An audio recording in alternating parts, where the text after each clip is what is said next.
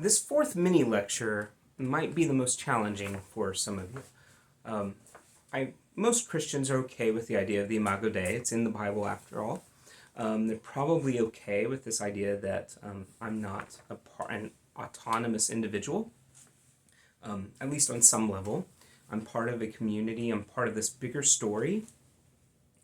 But in this mini lecture, the fourth mini lecture of the seventh module, I want to talk about this concept of divinization. Not divination, that's something else. Divinization, or another word for it, a Greek word for it, is theosis.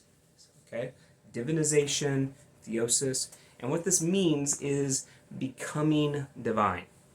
Okay? So, you're part of this story of everything.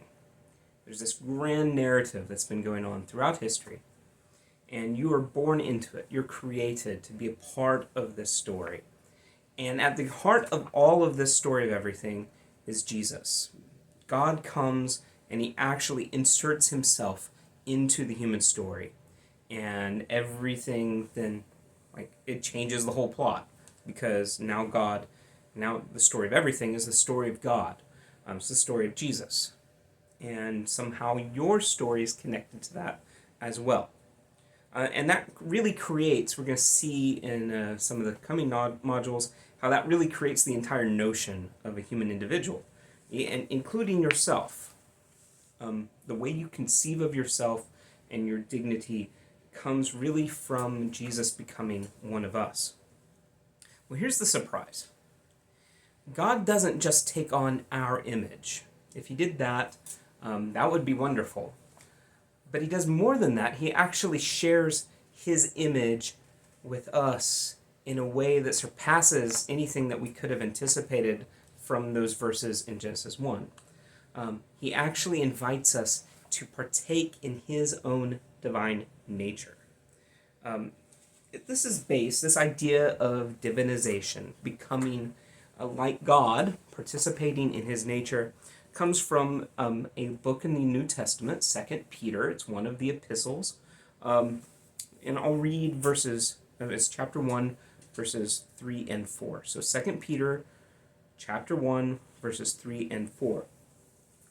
It says, "His divine power has granted to us all things that pertain to life and godliness, through the knowledge of him who called us to his own glory and excellence."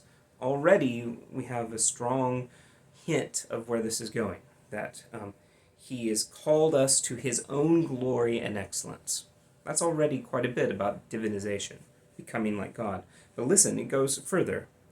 Okay, so he has called us to his own glory and excellence, by which he has granted to us his precious and very great promises, that through these you may escape from the corruption that is in the world because of passion, and listen to this, and become partakers of the divine nature. Become partakers of the divine nature. He's saying there that you, through the grace that comes through Jesus, that you have an opportunity to become divine. The church fathers put it like this. I mentioned them in the last mini lecture.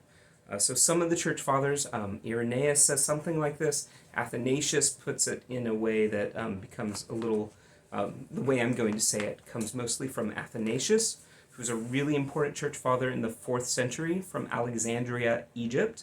And he says that God became man so that human beings can become gods.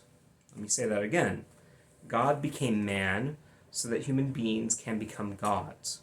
That is a provocative statement, and it might make you feel uncomfortable. I've met many Christians over the years who simply flat out refuse to accept this. I'm not exactly sure why. I think part of the reason might be because we think of God as being in a completely different category, and so to even compare ourselves with him might actually take away from his glory. I think that there's a good motive for that, But I think there's also a sense in which, when we're going to talk about sin in a little bit, there's a sense in which I think a lot of Christians beat ourselves up because, I'm just a sinner.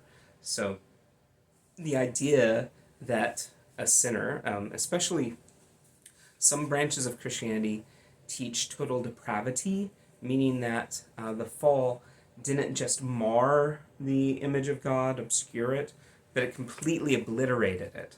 And so, in fact, in one of his sermons, Martin Luther, he says something along the lines that, even in heaven, we will be no more than a bit of Scheiße.